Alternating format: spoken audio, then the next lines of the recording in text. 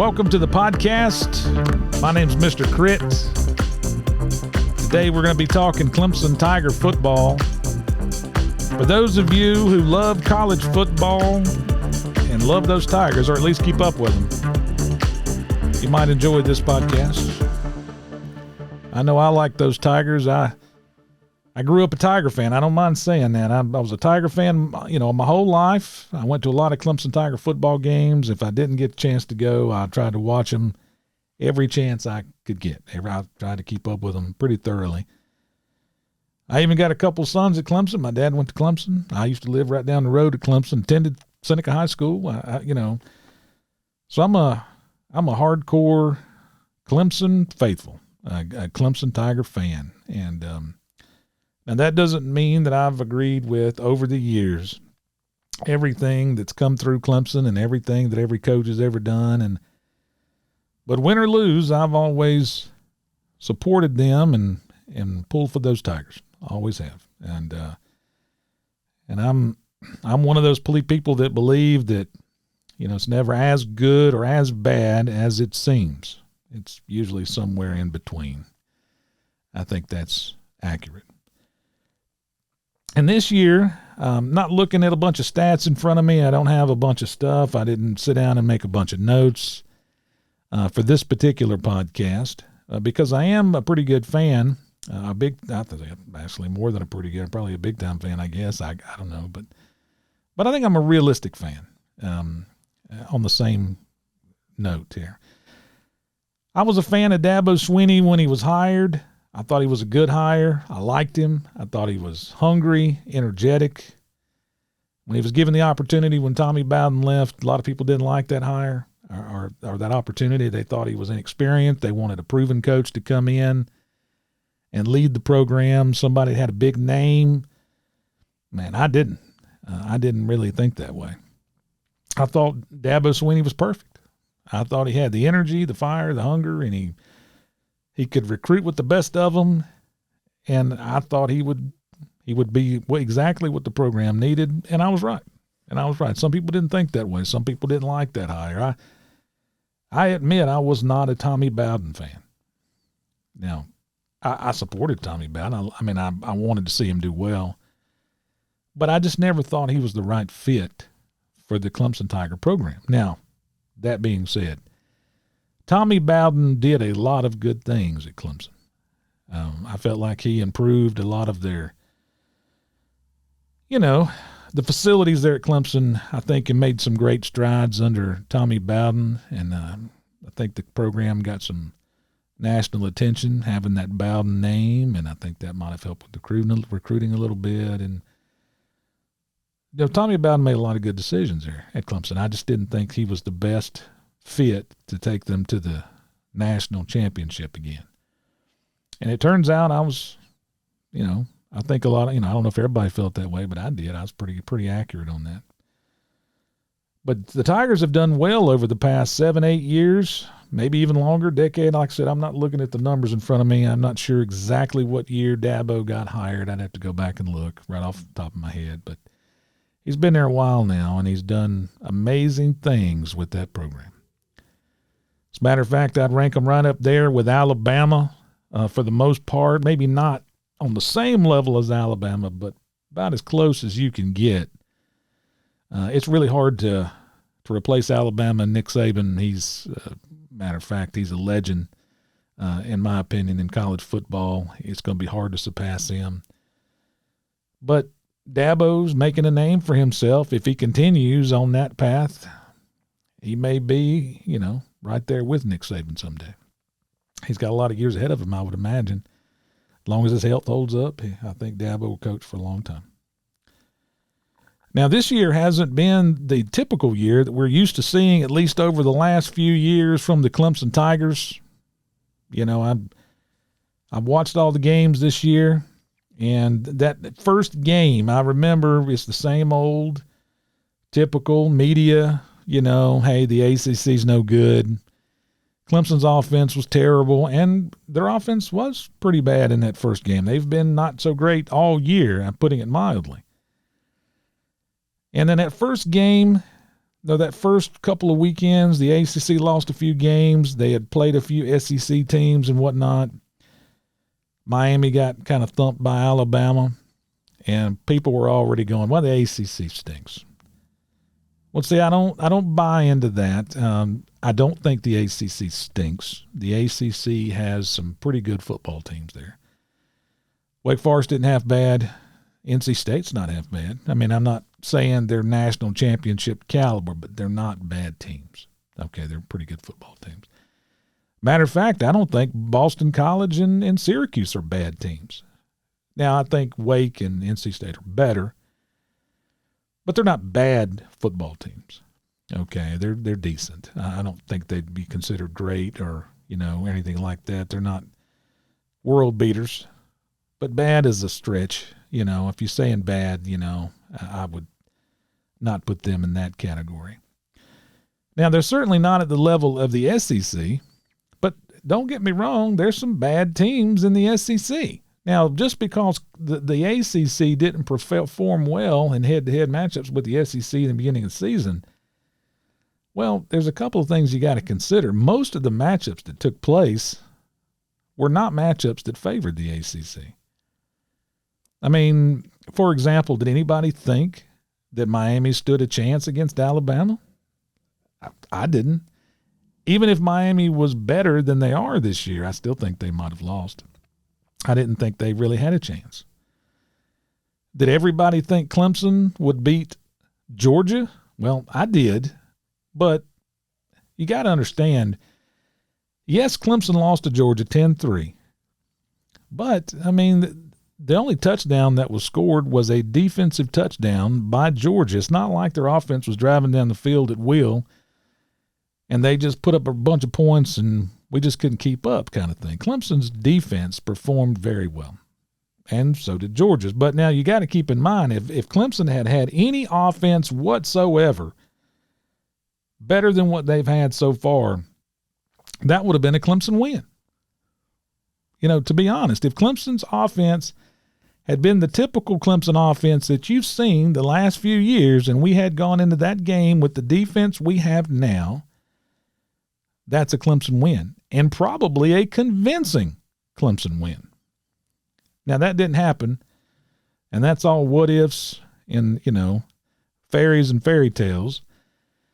We lost the football game, and to be honest, we deserved to lose because our offensive line didn't play well.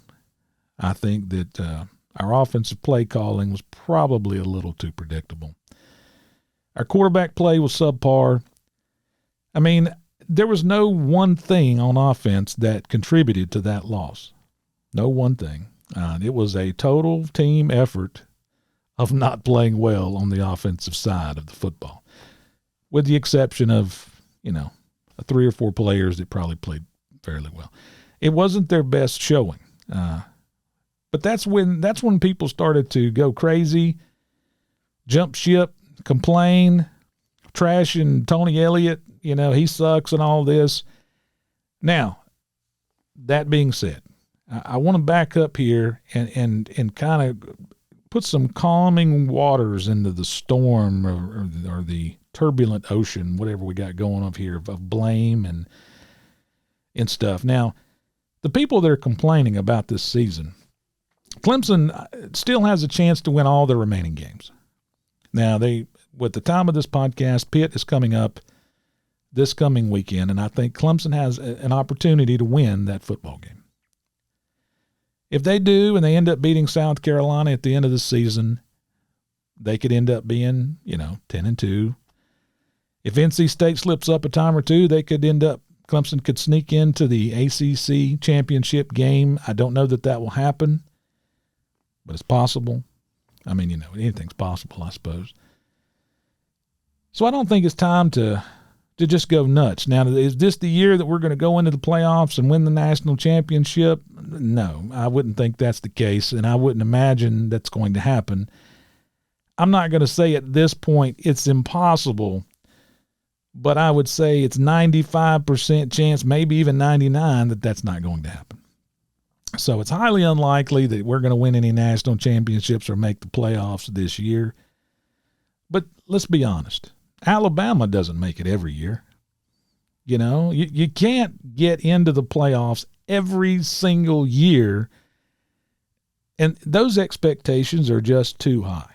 No team does it, okay? Nobody gets in every year. We've been in more than most, and that in itself is pretty impressive. Okay, that's pretty impressive. Nobody can take that away. That's happened, and the Tigers are going to continue to get into the playoffs and have great football teams.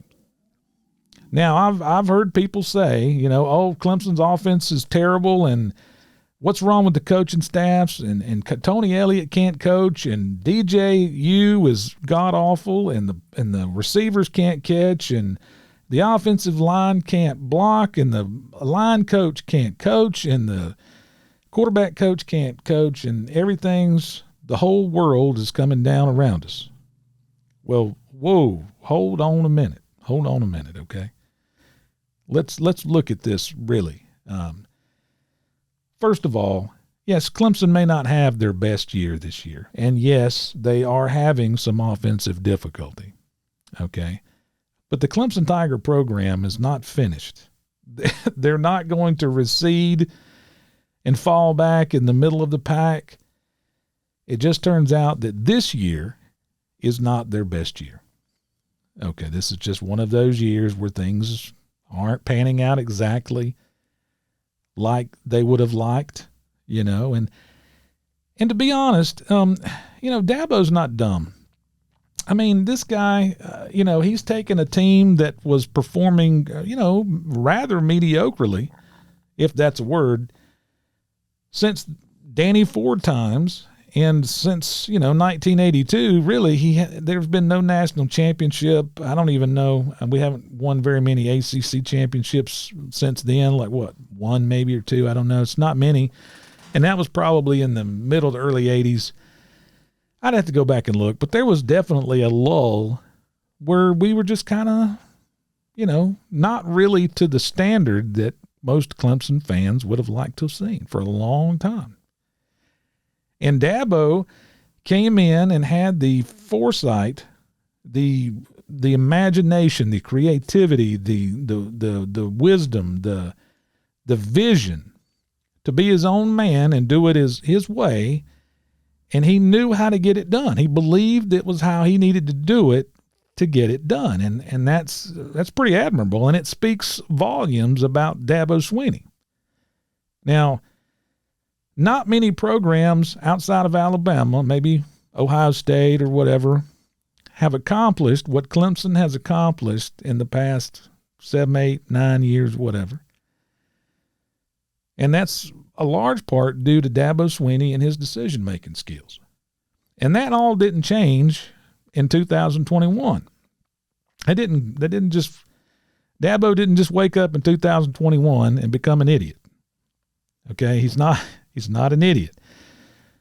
But in life, sometimes there's, you know, you're going to have adversity.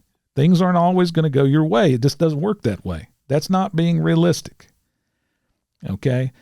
Now, with that being said, there are some things that the Clemson Tiger football team are going to need to address. They're going to have to address it in order to get back on track and be where they've been accustomed to being the last few years. And there's plenty of blame to go around. Don't get me wrong. It's not without some blame. I'm not 100% in agreement with every decision that Dabo Swinney has made. However, Dabo Swinney has earned the right to have a down year. I mean, maybe more than one. I mean, he's earned the right to come in, and if things don't go his atypical way or whatever, typical way, he's got a chance. He's got some latitude here to work with. Clemson fans just have to accept it. I know they don't like it. Nobody likes to lose, and nobody likes to be embarrassed and look not like the powerhouse that you're accustomed to seeing. And I've seen everything. I've seen people say online that it's because we don't have a terrific running back or we don't have an amazing quarterback or there's all kinds of reasons and, you know, we don't have as good of players and all this nonsense. And there's a lot of reasons. And we could go on forever about what some of those reasons are. And there is some blame. I mean, I do think that our offensive coordinator, Tony Elliott, and the offensive staff are going to have to improve. Now, no question. They're going to have to improve, and they're going to have to evolve a little more in college football, I think, in order to do well, to continue to see the progress that we've made over the last few years. They've hit a little lull, you know. And to be fair, I mean, I think now I'm not 100% about this, but I think the average NFL offensive coordinator makes about $1 million a year.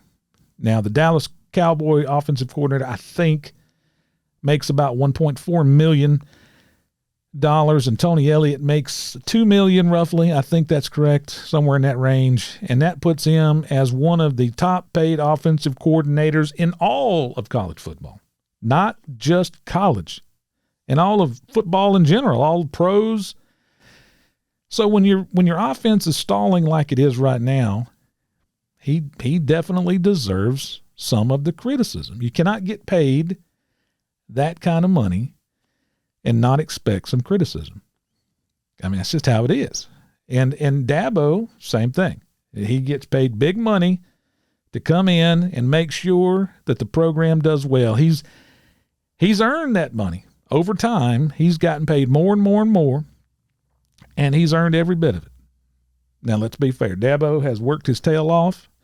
That coaching staff has worked their tail off, and they've earned that money. But with big money comes higher expectations. That's just how it is. I mean, that's just how it is on any job, really. I mean, you get paid big money, people expect big results.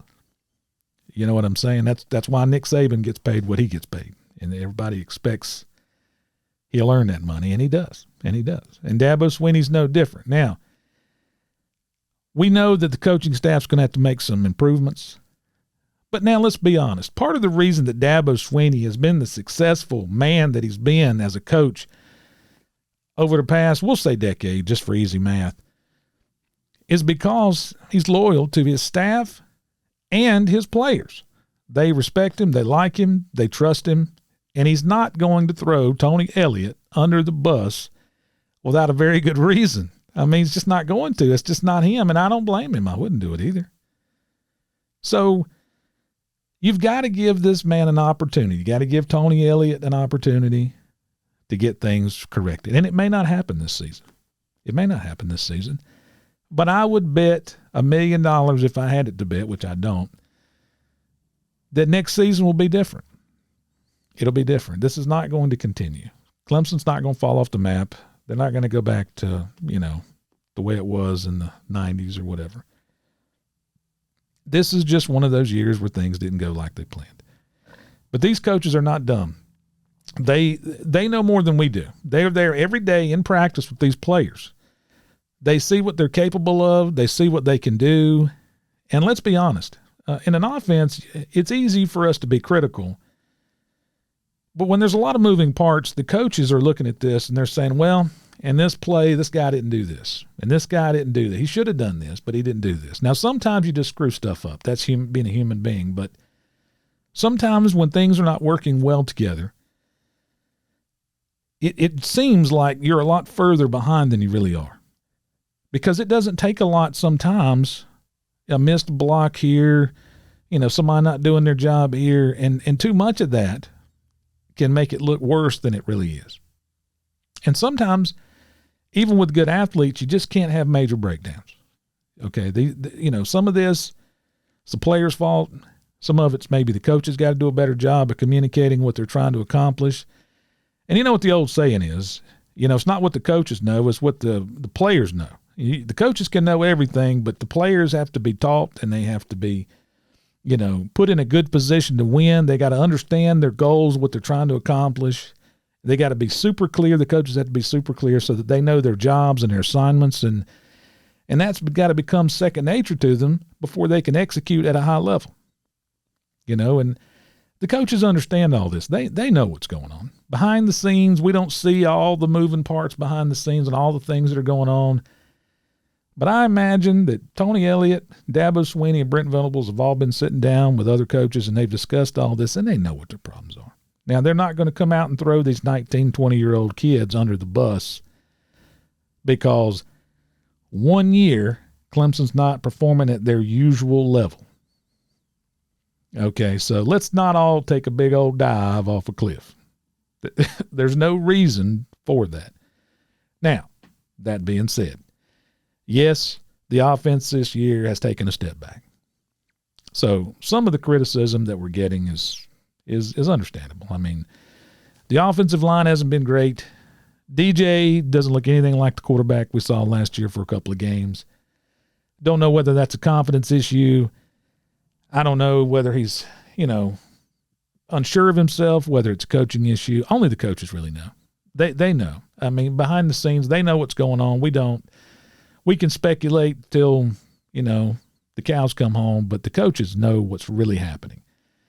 And a lot of people have been calling for DJ to be replaced with the backup quarterback. Look, the people are frustrated that that's not happened, but let's be real here. If they're not replacing the starting quarterback for the Clemson Tigers, DJ, there's reasons for it. Okay, whether it's loyalty, whether they know he's the best option right now, whether they know that it's not entirely his fault, whatever it is, the coaches know, and they believe me, they've got the best player out there right now. Now, they may change their mind. They may.